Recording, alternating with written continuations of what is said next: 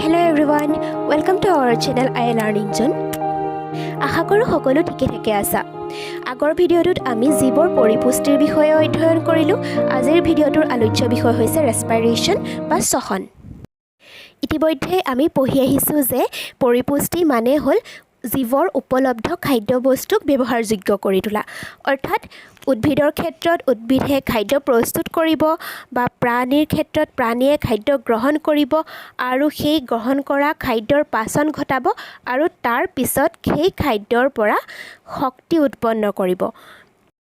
প্ৰাণীৰ ক্ষেত্ৰত ক্ষুদ্ৰান্তত পাচিত খাদ্যবস্তুবোৰ ভিলায়ে শোষণ কৰি লয় আৰু তাৰ পৰা ৰক্তবাহী নলিকাবোৰত থকা তেজে সেই পাচিত খাদ্যবস্তু নি দেহৰ কোষবোৰক বিতৰণ কৰি দিয়ে আৰু দেহকোষত সেই খাদ্যবস্তুৰ পৰা শক্তি উৎপন্ন হয়।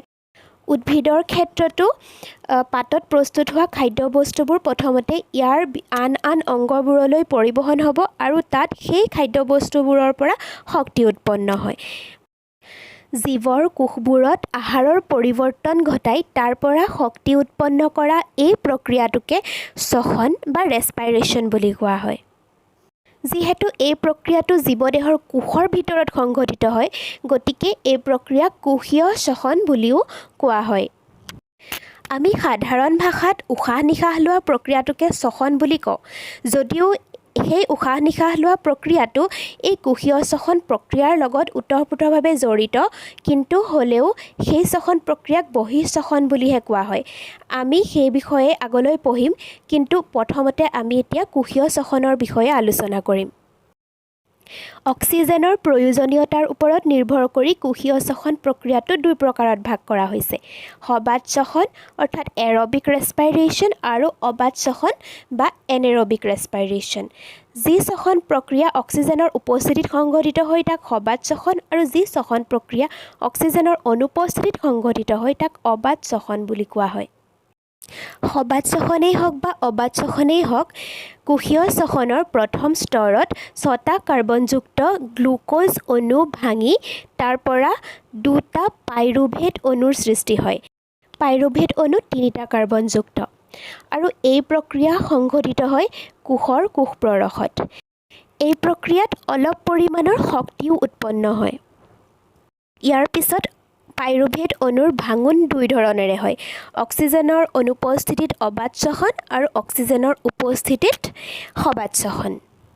অবাত শ্বসন আকৌ দুই ধৰণৰ হ'ব পাৰে।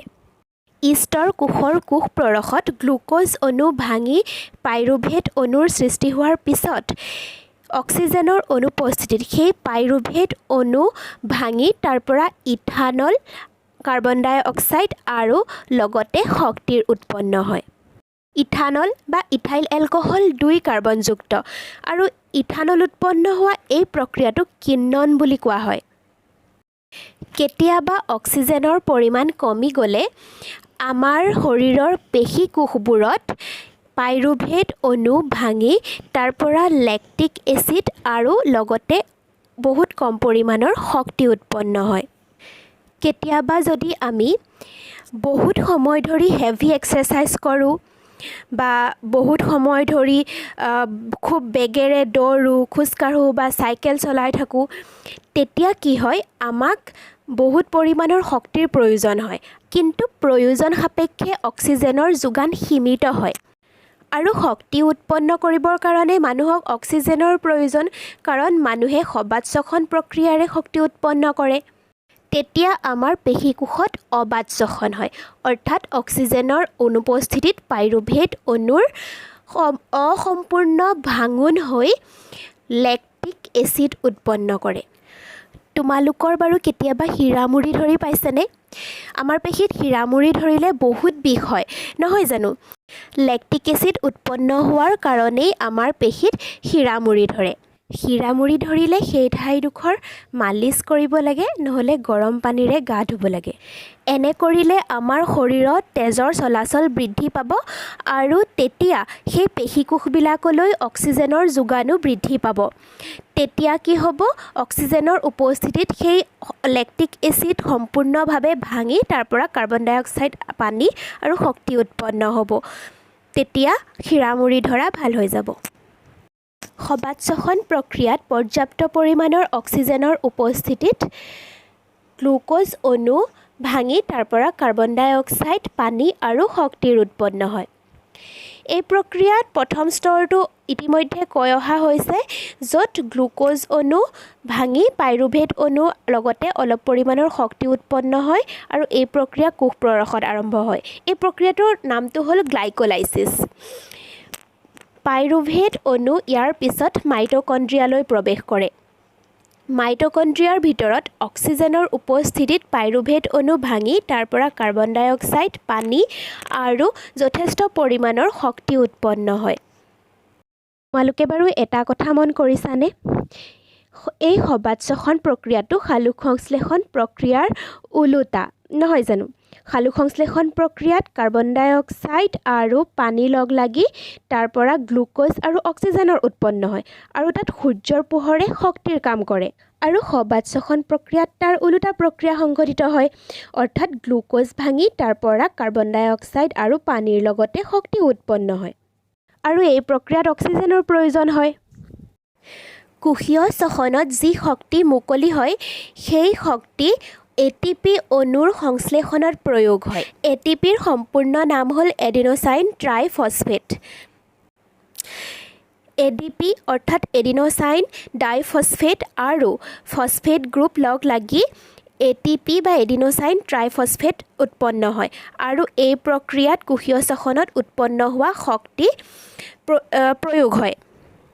দেহৰ বিভিন্ন কাৰ্য কৰিবলৈ যেতিয়া আমাক শক্তিৰ প্ৰয়োজন হয়, তেতিয়া সেই ATP অণু পুনৰ ADP আৰু ফচফেটলৈ ভাঙি যায় আৰু সেই সময়ত তাত জমা হৈ থকা বা সংৰক্ষিত হৈ থকা শক্তিখিনি উৎপন্ন হয় আৰু সেই শক্তি সেই কাৰ্যত ব্যৱহাৰ হয়। আমি এনেধৰণেও ক'ব পাৰোঁ যে কোষীয় শ্বসনত উৎপন্ন হোৱা শক্তিবোৰ ATP হিচাপে সংৰক্ষণ বা জমা হৈ থাকে।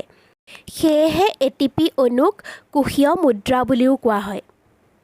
বিশেষকৈ কোষত এণ্ডোথাৰ্মিক বিক্ৰিয়াবোৰ সংঘটিত হ'বৰ কাৰণে ATP অণুৰ প্ৰয়োগ কৰা হয়।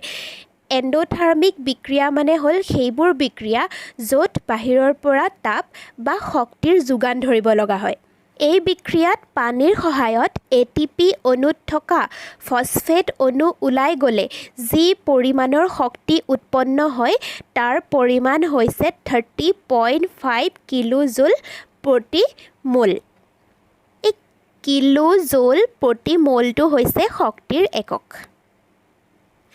দেহৰ কোষবোৰে পেশী সংকোচন, প্ৰটিন সংশ্লেষণ, স্নায়ু প্ৰেৰণা পৰিবহণ আদি বিভিন্ন কাৰ্যৰ বাবে ATPৰ ব্যৱহাৰ কৰে। কোষীয় শ্বসন প্ৰক্ৰিয়াটো উদ্ভিদ আৰু প্ৰাণী দুয়োৰে ক্ষেত্ৰতে একেধৰণৰেই হয়। উচ্চ স্তৰৰ সকলো উদ্ভিদ আৰু প্ৰাণীৰ দেহত সবাৎসখন প্ৰক্ৰিয়াৰে শক্তিৰ উৎপন্ন হয়।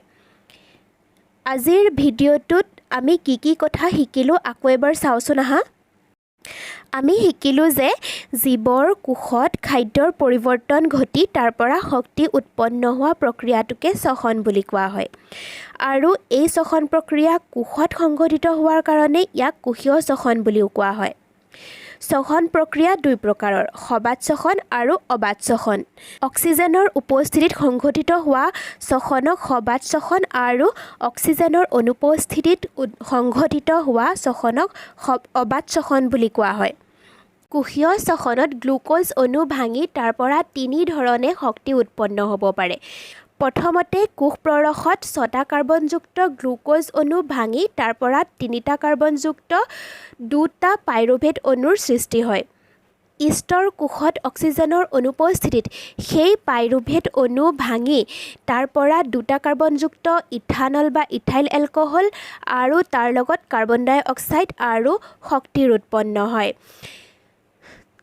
আমাৰ পেশী কোষত অক্সিজেনৰ পৰিমাণ কম হ'লে সেই পাইৰুভেট অণু ভাঙি তাৰ পৰা 3টা কাৰ্বনযুক্ত লেক্টিক এচিড আৰু লগতে কম পৰিমাণৰ শক্তি উৎপন্ন হয়। আকৌ সবাৎসখন প্ৰক্ৰিয়াত সেই পাইৰুভেট অণু মাইটকণ্ড্ৰিয়াত প্ৰৱেশ কৰে আৰু তাত অক্সিজেনৰ উপস্থিতিত কাৰ্বন ডাই অক্সাইড, পানী আৰু শক্তি উৎপন্ন কৰে। আৰু সবাত শ্বসনত উৎপন্ন হোৱা শক্তিৰ পৰিমাণ অবাত শ্বসনত উৎপন্ন হোৱা শক্তিৰ পৰিমাণতকৈ যথেষ্ট পৰিমাণে বেছি।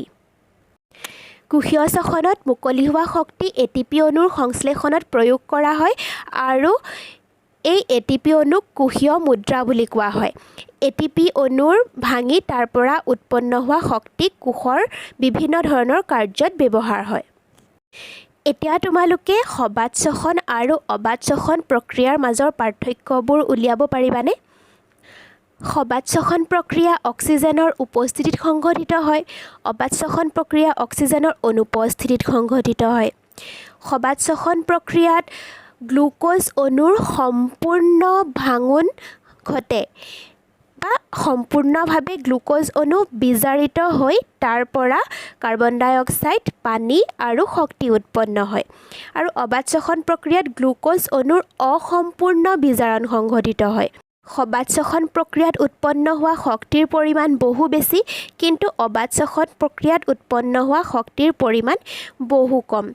সবাত শ্বসন প্ৰক্ৰিয়া উচ্চস্তৰীয় জীৱ যেনে উচ্চ স্তৰৰ উদ্ভিদ আৰু প্ৰাণীবোৰৰ দেহত সংঘটিত হয় আৰু অবাত শ্বসন প্ৰক্ৰিয়া এককোষী বা নিম্নস্তৰীয় জীৱ যেনে ইষ্টৰ কোষ আৰু লগতে উচ্চস্তৰীয় প্ৰাণীৰ পেশী কোষত সংঘটিত হয়। সবাত শ্বসন প্ৰক্ৰিয়াত উৎপাদিত পদাৰ্থ হ'ল কাৰ্বন ডাই অক্সাইড, পানী আৰু শক্তি।